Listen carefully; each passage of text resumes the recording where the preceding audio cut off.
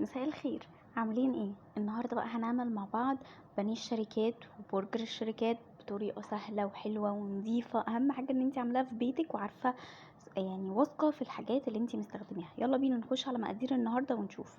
النهارده انا هستخدم وركين، بس دول وركين مخليه الراجل خلاهم لي من العظم كويس قوي. اهم حاجه تتاكد ان مفيهمش عظم خالص، عشان دول هيدخلوا على الكبه بتاعتنا، فعشان ما نبوظش الدنيا. بقطعهم بقى كده حتت، مش حتت صغيره يعني، بقسمهم بسهل على الكبه بتاعتي عشان لما تيجي تفرمهم يتفرموا معايا على طول، ما تاخدش وقت في الكبه. انا مستخدمه النهارده في الوصفه وراك، تقدري ان انت تستخدمي الصدور، بس انا عن نفسي بحب الوراك قوي.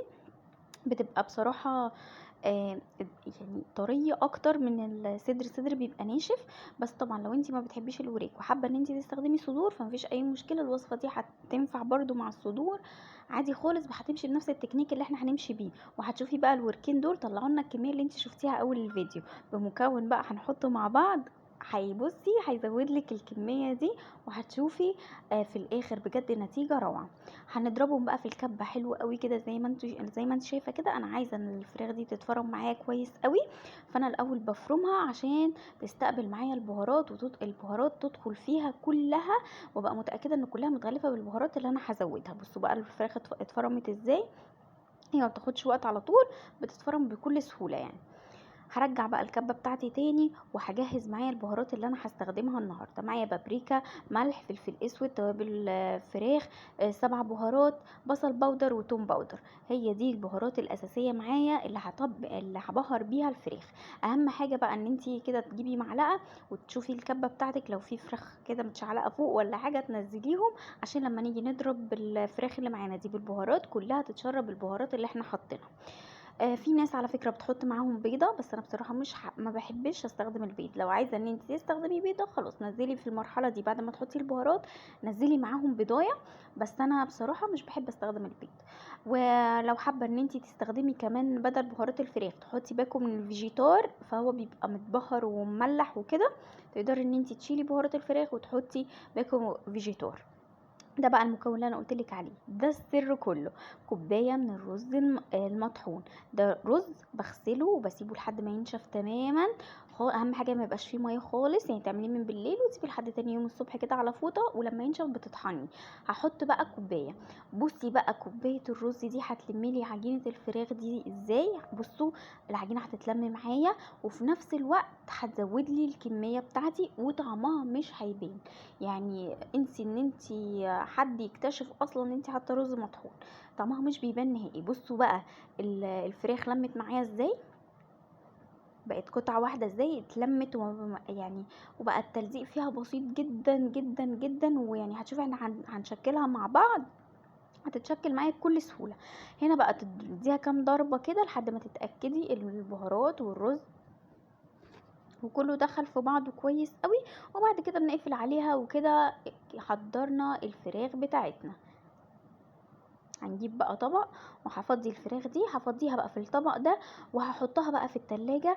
انا عايزاها تتشمع كده وتتسمغ معايا، فهحطها حوالي مثلا 10 دقايق ربع ساعة كده في التلاجة، مش في الفريزر، في التلاجة اللي هي تتشمع معايا. بس اهم حاجة حطي على وشها كيس تلاجة، او لو عندك ستريتش راب اي حاجة حطيها على وشها عشان الوش ما ينشفش منك. 10 دقايق ربع ساعة بس تتسمغ معايا، وهنطلعها نشكلها على طول. وعايزه اقول لكم تشكيله ما بياخدش اي حاجه نهائي. وهنشكل مع بعض البرجر زي ما شفتوا في اول الفيديو، وهنعمل كمان البانيه بنفس الطريقه بتاعه الشركات. يلا بينا. هنا كان خلاص طلعتها من التلاجة. انا هنا معايا الكريسبي او الكرانشي، ده بيبقى اللي موجود عند العطار، بيبقى موجود سايب كده عند العطار. ومش هستخدم بيض، انا هحط لبن بس، وهبهر اللبن ده بملح وفلفل اسود. عايزه تحطي مع اللبن ده بيضه مفيش مشكله، تقدري ان انتي تحطي بيضه. بس انا يعني بستخدم ابسط حاجه يعني، وفي نفس الوقت مش عايزه اكلفكم، وفي نفس الوقت تديني نتيجه حلوه ونتيجه مرضيه. فما حطيتش بيضه، انا استخدمت بس لبن، ونزلت بالملح والفلفل الاسود ببهاره كده، لان زي ما قلنا الكرانشي او الكريسبي ده معلوش بهارات. وتقدري تستخدمي كمان كنور عامله كريسبي حلو قوي برضو، تقدري ان انتي تستخدمي. هنا بقى بلاين بقى كده حته الفراخ اللي معانا دي كده، بديها كده ايه كم يعني عجنه كده. بصي بقى هناخد كوره وبصبعها كده زي الكفته، وبعدين ببططها من فوق تبقى عريضه، ومن تحت تبقى رفيعه. بعملها بسحبه كده نفس اللي احنا بنجيبها من السوبر ماركت.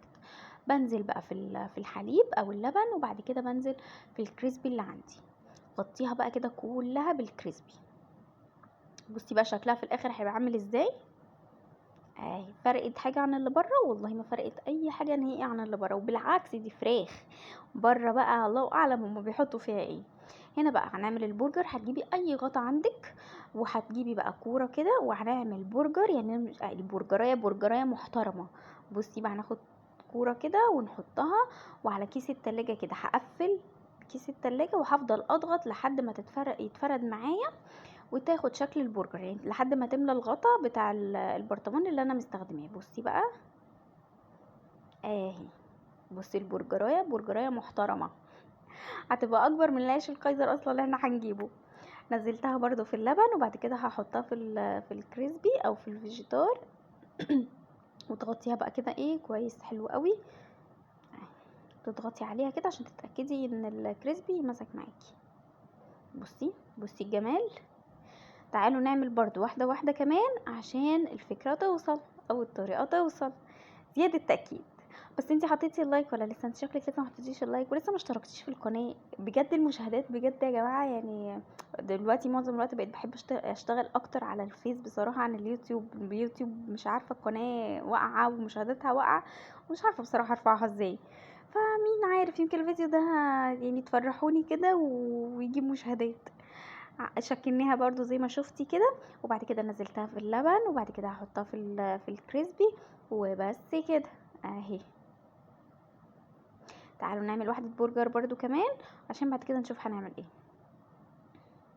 باخد حبة كده اكورها واحطها واغلفها كده بالكيس عشان يبقى سهلة معايا على طول تتفرد بسهولة. بصوا يعني هي الخلطة حلوة قوي، بتتفرد على طول.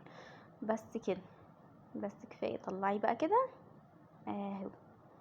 ننزل في اللبن برضو، وبعد كده ننزل في الكريسبي. هتعملي بقى الكميه دي كلها، مش هتاخد منك وقت خالص. هنعمل ايه بقى بعد ما نخلص الكميه دي كده بقت جاهزه معاكي ان انت تستخدميها على طول. تحطيها في الفريزر وتطلعيها من الفريزر على القلي على طول، ما تسيبهاش تفك وهي مجمده من الفريزر، تنزليها على القلي وكلي بقى وقولي لي ايه رايك. وبجد ان شاء الله هتعجبك جدا، وان شاء الله الوصفه تكون سهله وبسيطه وعجبتكم. ولو عجبتكم ما تنسونيش في اللايك والشير والاشتراك في القناه.